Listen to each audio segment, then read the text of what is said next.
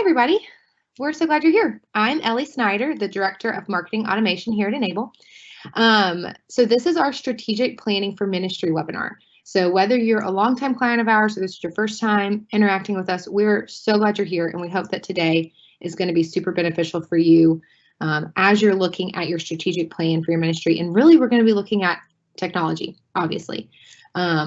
And so we have the 4 hidden ways that technology impacts your ministry that I'm so excited for y'all to hear from James in all the ways that he's learned in his 15 years of experience in technology.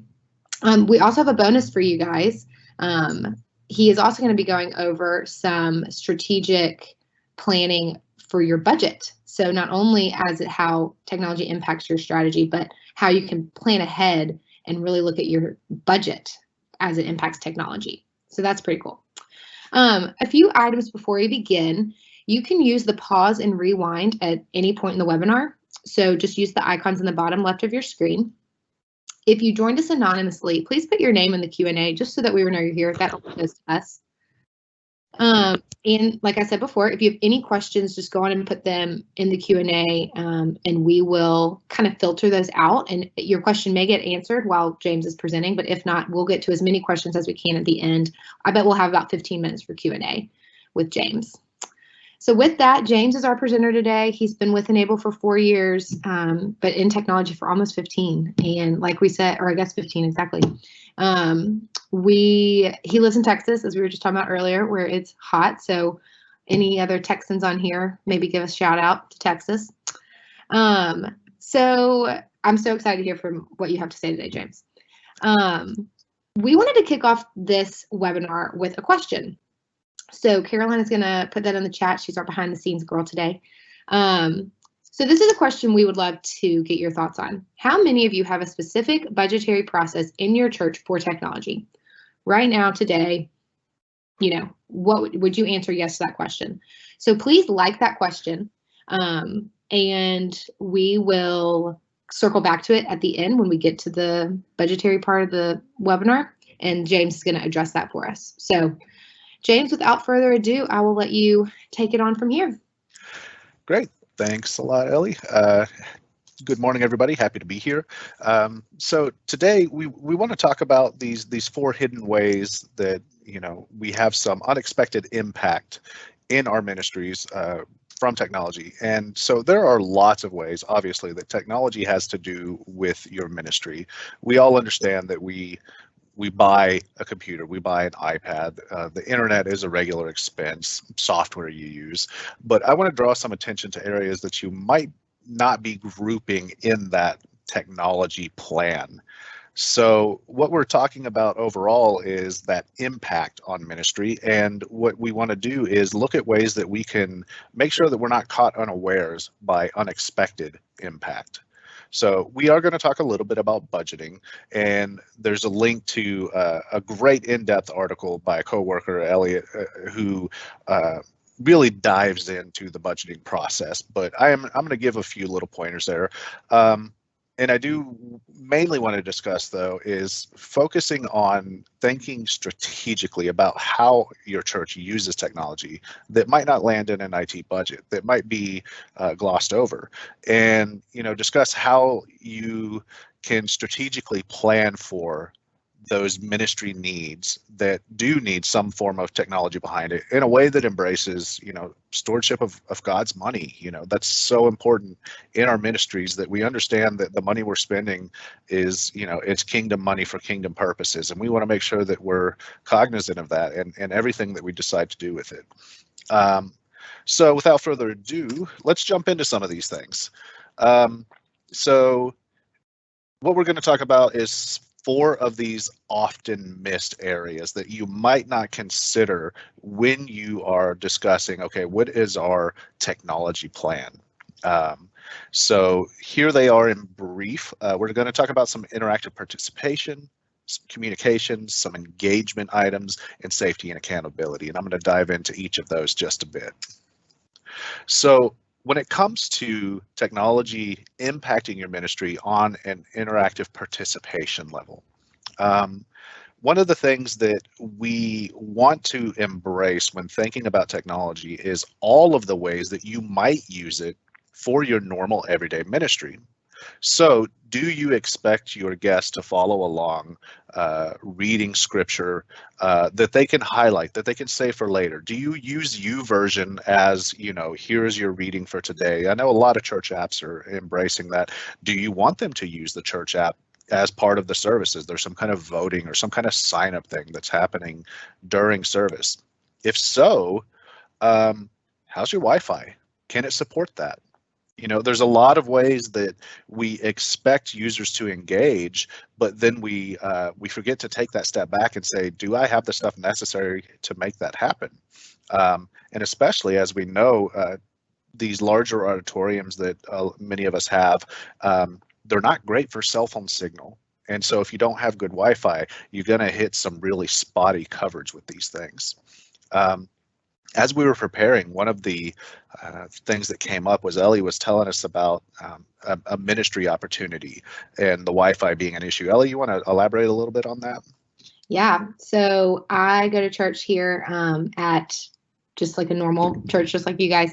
And I was a volunteer on our World Missions Conference weekend, which is just a big weekend that we have once a year. And so I was selling tickets. So I was selling tickets in between the services. So I brought my computer and we had the card swipe and cash and all that good stuff.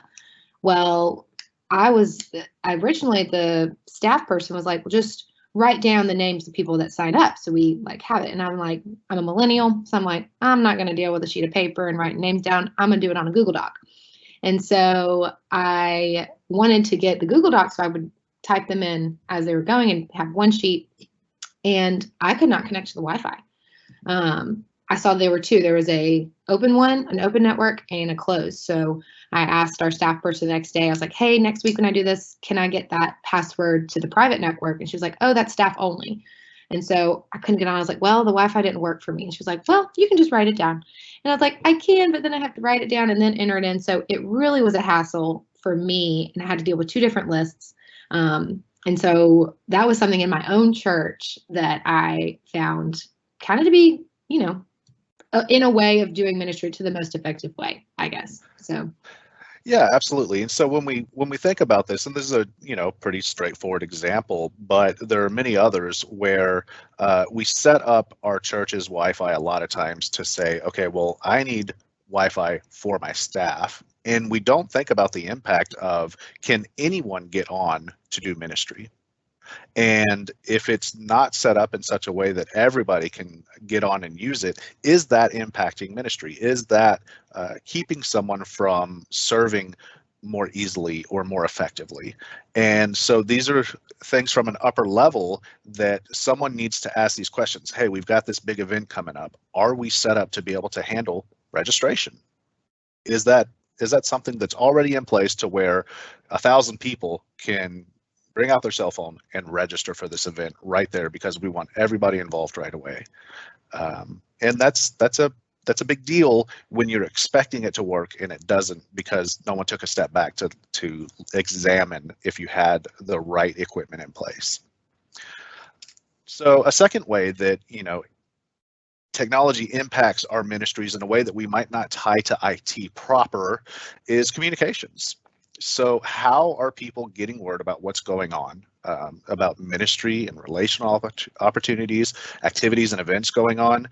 Many of us use, services like MailChimp or SendGrid, or, through our church management platform, we're sending out these emails. Are they working? Are they being effective? Does your IT guy know how to go in and punch the buttons on the back end to make that reach as many people as possible without it landing in spam?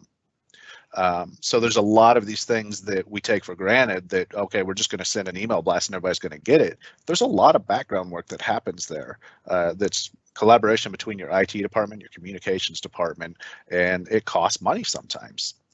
Is your phone system still helping your ministry? One of the things that popped up over and over and over again with COVID is people who had been using their church phone system fairly effectively no longer could. Can you place and receive and transfer calls even if you're not on campus? Maybe not.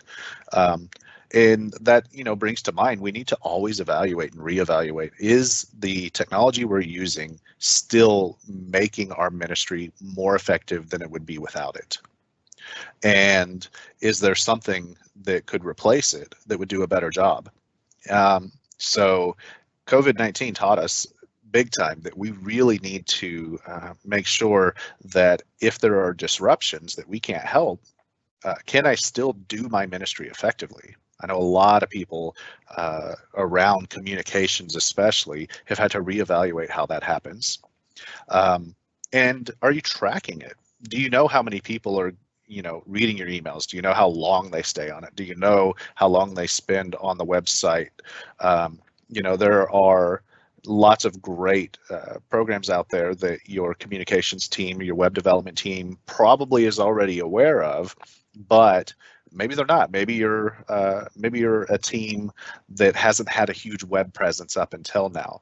And so even though, again, that's not necessarily IT proper, it is a technology expense that we really need someone keeping an eye on the big picture of everything that is using technology to happen.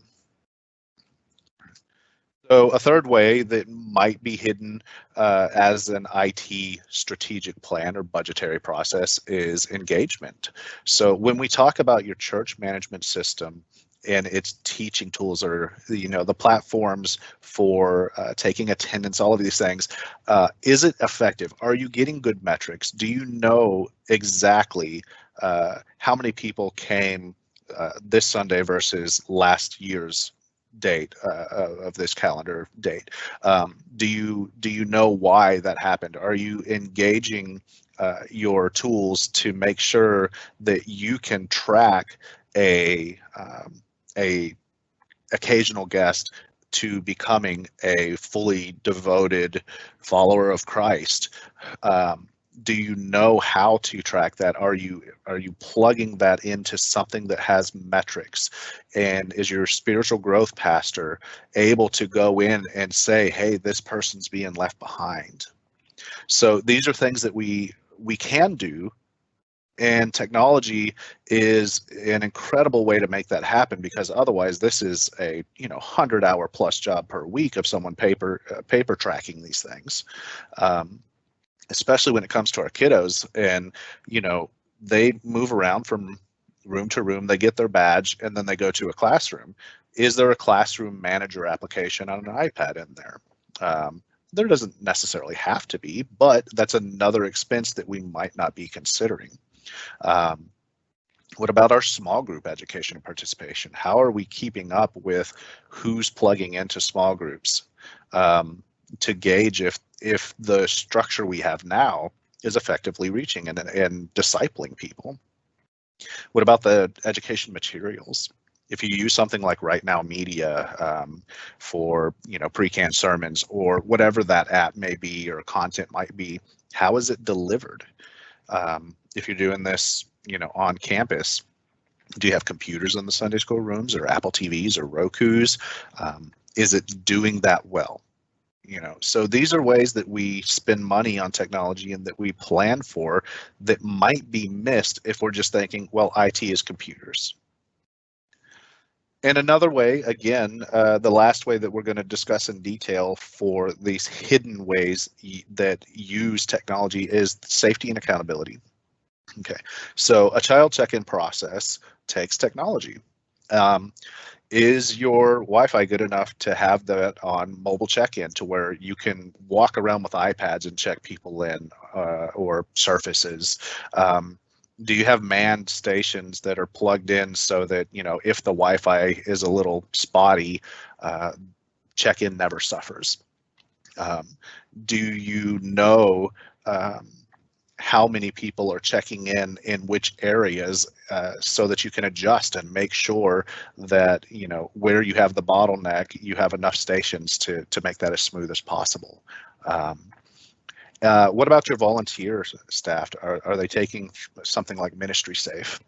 And again, that's probably a discussion that's going to happen with your volunteer coordinator and one of the pastors, and it's not necessarily, something that your IT director is going to hold the reins on, but highly technical people might be able to go in there and say, okay, this one is really easy for other people to access. This one is actually kind of terrible and you might want to stay away from it. So even though it might not be something that the IT department handles day to day, it could be something that they can offer some valuable insight into. And speaking of which, what about cameras? It technically might not be an IT thing. It might be facilities installed it. You might have a specific safety department or team that installed it. But it all needs to be integrated into the network, and you need to be able to access those things, whether you're on-site or off-site. IT needs to be able to help you with that to make sure that these things are running effectively. So those are some of those hidden areas that IT and technology overlap with other ministry engagements and opportunities that are happening that you might not have someone standing on the back end saying, okay, how is this impacting others? How is this impacting the entire picture of our church? So right now, what I'd like to do is just go back to our earlier question, our little poll, and we asked about that budgetary process. So Ellie, like, what kind of percentage did we get back on how many people have?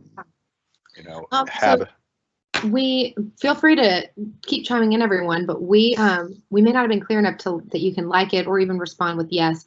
But we actually haven't had any, which maybe that kind of shows that maybe this is something that slips through the cracks for people and isn't top of mind. So yeah, absolutely. So that's a good insight. And if it was just a lag, I'll talk a little bit here about why I think this is important, because I am interested in how many people do have a specific budgeting process for technology, because we all know it's not fun. A lot of times we do know that, okay, we have to pay for the telephone bill and the IT and the internet bill, but when it comes time to buy capital expenses, when it's time for new computers or new network stuff, it's a surprise every time, and that can really hurt other ministries, because when you have to spend an unexpected couple of $1,000s, that can be something that is the difference between sponsoring another kid on the youth trip. So we want to be proactive about an IT budgetary process and have a plan for how to keep track of all of the money that we're spending in a technology related situation. So when it comes time to working through that IT budget process, I just want to speak a little bit briefly about how we can get on the same page. The first thing that we need to do is have a defined life cycle. This is so important. Elliot talks about this a good bit in his article as well. But one of the things I want to highlight here is we can't take for granted that the stuff that we buy is going to last forever. It's going to wear out. We are going to have to replace it, all of it, at some point.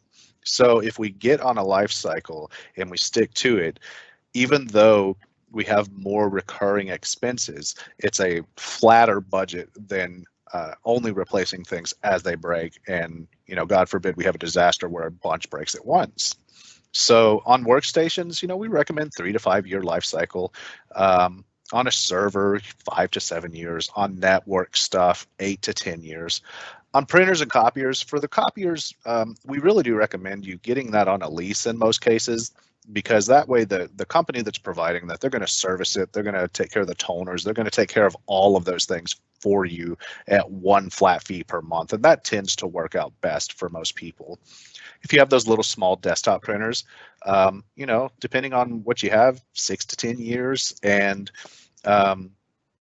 laser printers last longer. They are more expensive up front, and each toner is more expensive, but with how often you have to replace ink in an inkjet printer, they do last longer and save money in the long run. So that's something to consider there. It's kind of like, you go and you can buy a new printer for almost cheaper than ink cartridges, and that's very frustrating, I know. Laser printers kind of help you through that. But all of these things need a life cycle. They need to be replaced on a regular term, so that you're not having to replace a whole bunch of stuff unexpectedly. Another key point that I want to bring up here is that we have really got to start early. Getting quotes takes a little bit. We're in the middle of this COVID pandemic, and some of these things shipping from China, because that's where a lot of this stuff is made, is taking months and months. So we have to start early on getting the quotes, and then when we know what we need to order, get that order in as early as possible. We need to make sure that we still need this stuff. We need to regularly reevaluate what's happening, and with all technology across the entire organization, to make sure that we still need what we bought last year.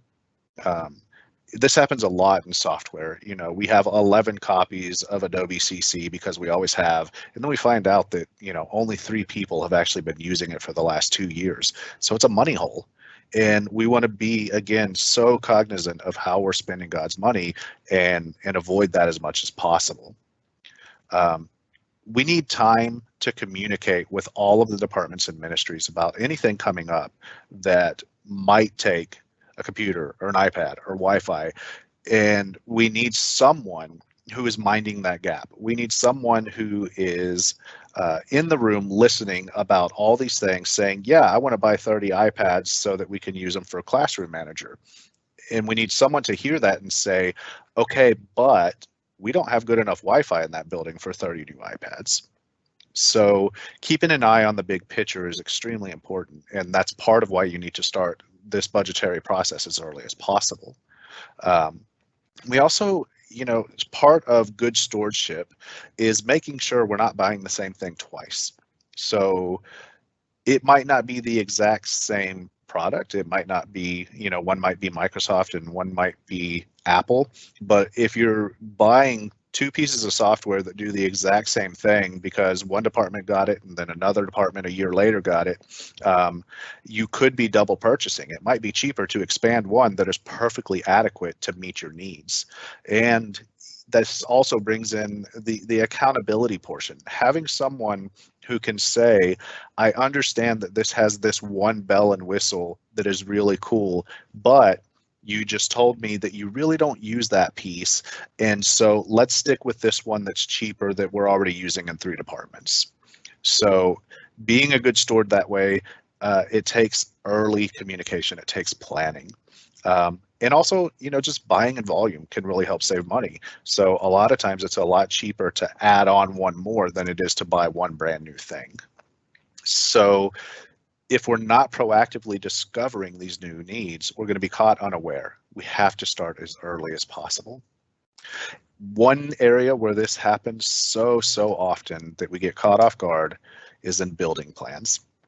All right, technology, somebody that's related to IT in some way really needs to be included from the beginning of building plans. And it's so much more expensive to come in after the fact when it's already drywalled and the new structure is ready to move into, and then somebody realizes, oh, I need to plug in some computers, I need some Wi-Fi over here. That's a point where it's going to cost a lot more money for IT to come in and help you get that fixed. So you might have a church plant, and that church plant might be going into a renovated grocery store. Okay, how are we going to re-engineer that to make all of the things work that you need? Maybe it's a new mobile campus to where you're just rolling in a cart and a cafeteria. How are we going to make sure that you have everything you need to meet your ministry goals? What if it's just a new location or expansion? Can you replicate everything that you're doing now in that new space, or the new things you want to do because you have this great new auditorium and this great new youth center? Is everything that requires technology being thought about before it's too late? One thing that's happening also is a church spinoff. So you did a church plant, and now that plant is going to become its own independent organization, which is awesome. It's great for the kingdom of God. If you don't start the process for them to get all of their nonprofit ducks in a row as early as possible, you're missing out on a lot of savings. And it just takes time. Sometimes we can't avoid a little bit of overlap where we have to pay for profit pricing, but the earlier you start that, the better for everybody. And that leads me to Office 365. If you're not aware, Office 365 and G Suite both offer really great cloud-based collaboration systems. You can go in and you can have your email, you can have your files, you can have a lot of great stuff. With an IRS nonprofit status, the 5013C with the IRS, either through yourself or through a larger body, you can get those services for free for all of the basic services. There's lots of add-ons, of course. But here's the difference between Microsoft and Google that you might not know. By nature, all religious organizations are discriminatory in their hiring practice. It's just the way that it is most of the time. And Google has made a very firm stance that if you are discriminatory in your hiring process, you do not qualify for their free product. You have to pay them to use it instead. Microsoft is very firm that they are friendly to all religious organizations and they exempt them from that non-discrimination clause. So that is one way that Microsoft distinguishes itself. We feel like there's a lot more ways that Microsoft is a great value-add product, but to be able to get your email and your files and some collaboration tools and all of that, all of those basic services for free from an organization that is very friendly towards religious organizations is a value add that we don't want to miss out on. So that's some of the, the background budgetary process that I wanted to talk about. But I also want to go beyond that. I want to talk about strategy beyond the spreadsheet. I want to talk about how there are some things that we need to consider that go beyond just spending money when it comes to strategically thinking about how technology can make my ministry better or enhance it or at least further the spread at a minimum.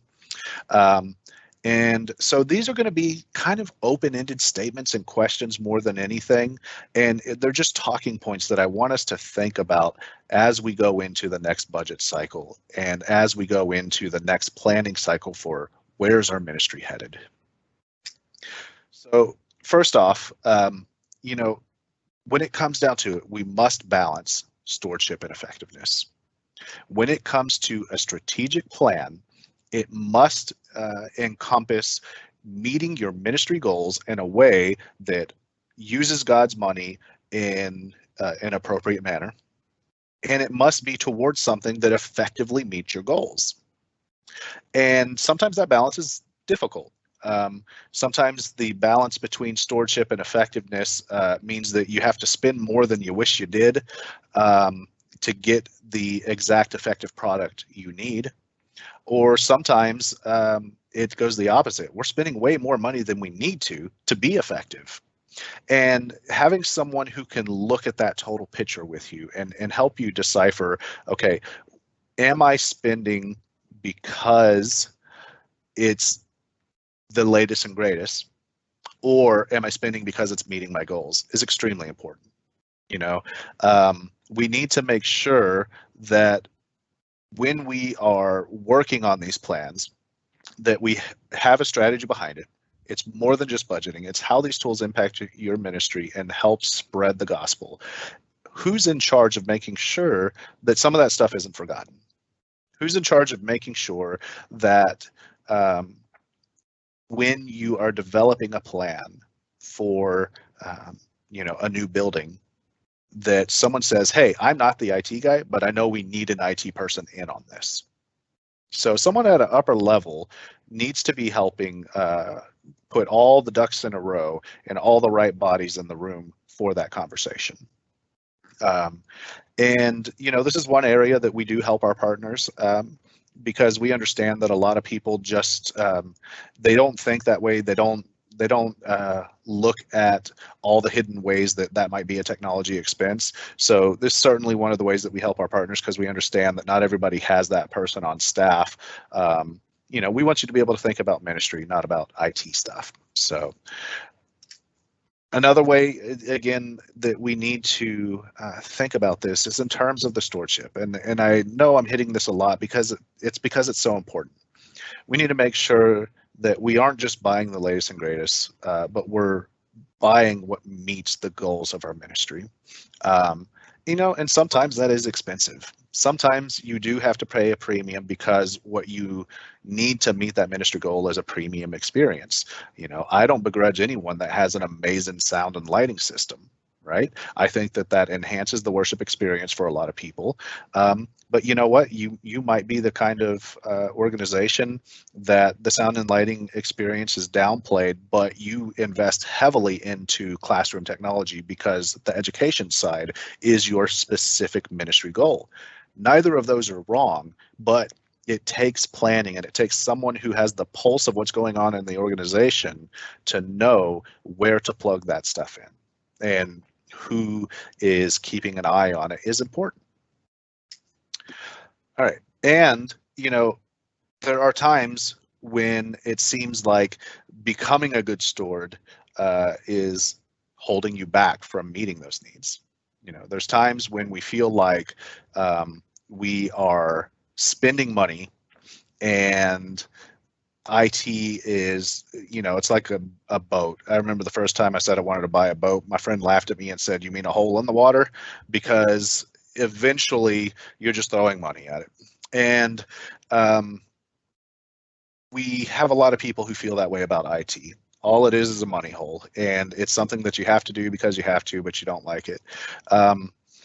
And we understand that IT stuff can be expensive. We get it.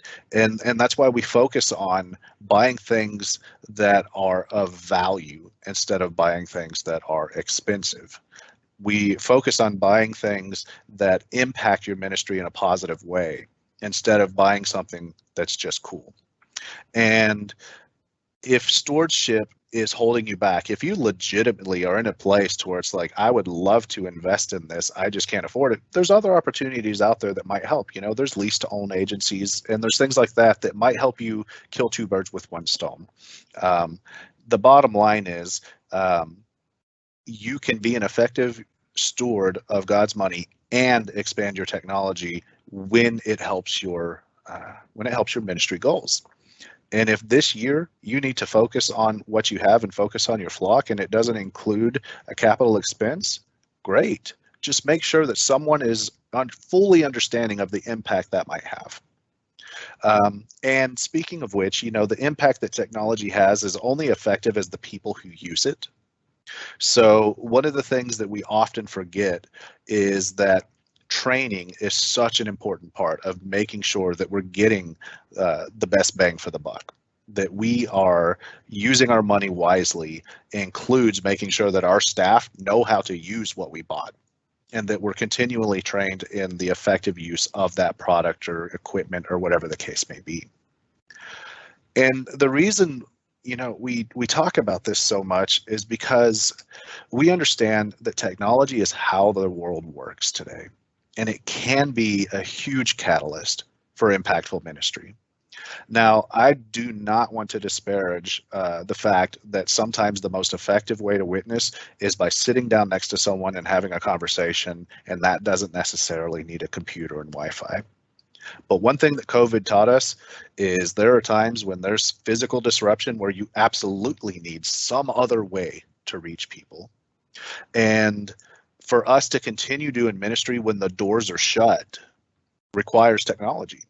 And it doesn't mean that it has to be expensive, and it doesn't mean that we have to go out and scare buy things, but it does mean we have to think about what happens when our building is no longer the center of our ministry. How are we preparing for that? And are we prepared for that? So at this point, Great, James. I'd like to move on. You really brought that home. I'm just sitting here like, you're so right. Like, technology is inevitable with where we are at today. And we've known that for years, obviously, but I think COVID really brought this to light. So I think this is so timely for our churches who are going to maybe consider having a, strategic plan for their budget as it relates to IT, And I love what you said too. It is all about the people and conversations. We're not saying technology replaces people at all.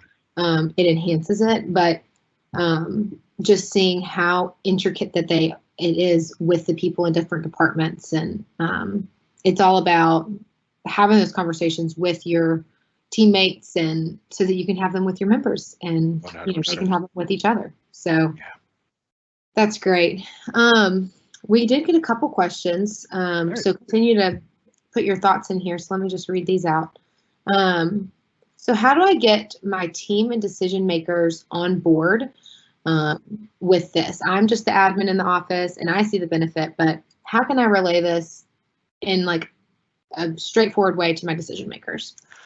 Yeah, so I think one really important thing here is that the organization needs to decide that someone is keeping an eye on this. And whoever that person is needs to be empowered by leadership to say, hey, this person was told by us to go get you on the same page.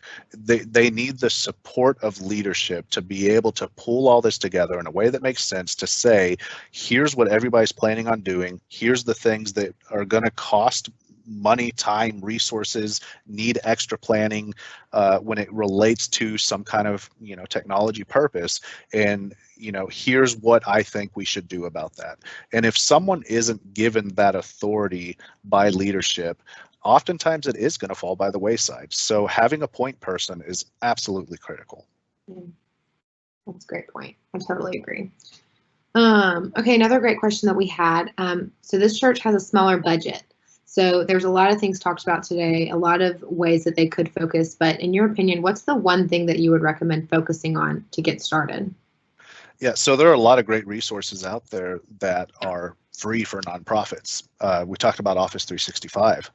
And so if you can move some of your funding around, say you're paying for an on-campus server right now, and it's coming up for renewal, and it's going to cost you $7,000. And you also would love to improve your Wi-Fi. You know what? If you could potentially get rid of that server and move all of that workload to Office 365, now you've got $7,000 to spend on Wi-Fi. So absolutely take a look at the things that are going to be less expensive to do the exact same thing. And that's a way to free up money for those more critical items. That's great. Yeah, and that's what I love about the knowledge that, shameless plug for Enable, that these guys that have been doing this for 15, 20, 30 years, they know how to save y'all money as a church and as that 501c3. So I think that is brilliant. That's a perfect way to start, and that ties right into the stewardship that we hit home really hard today. Absolutely. Well, we haven't had any more questions come in, so we're going to wrap up early today, which is great. We did want to share with y'all 2 resources that tie into this topic. So we have 2 blogs on this that we've summarized for y'all. So we have a strategic planning for ministry blog, as well as a how to create a church IT budget. So if these are 2 things that you need help with or want to have another conversation, you know how to reach us. Everything is on our website. You can email us at info@enable.email. We would love to keep having conversations with you, and if there's anything else that we can do. But these 2 blogs, I would say, are great resources made by and written and created by people on our team. And I think it'll be of great benefit to you guys. So, James, do you have any last thing to wrap us up? The one thing that I do want to hammer down just one more time is spending money on technology when we are using, donated money, when we're using money that was given for the ministry to get better, is all about that. It's all about making sure that ministry goals are happening. And if you have a need that requires technology, then absolutely you should use that money for it. I think sometimes what happens, and I've heard this in conversations with people that I help, sometimes what happens, they're like, well, we have this expense and it seems like spending, $3,000 on this one item that nobody ever sees because it's in a closet, sometimes doesn't seem as effective as, repainting the nursery. And, that might be true. And if it doesn't meet your specific need that year, maybe skip it. But what I can tell you is that if we neglect these things, then the items that you have become dependent on for technology are going to start falling through the cracks and really cause you some headache down the road. So that's why being proactive is so important. That's great. Awesome, everybody. Well, James, thank you so much for your time. That was awesome. We will record. This is being recorded, so you will get an email with the recording tomorrow, so you can pass it along to all of your coworkers. Thanks, y'all, and have a great rest of your Tuesday, and maybe go have a fun lunch somewhere. Thanks, everyone.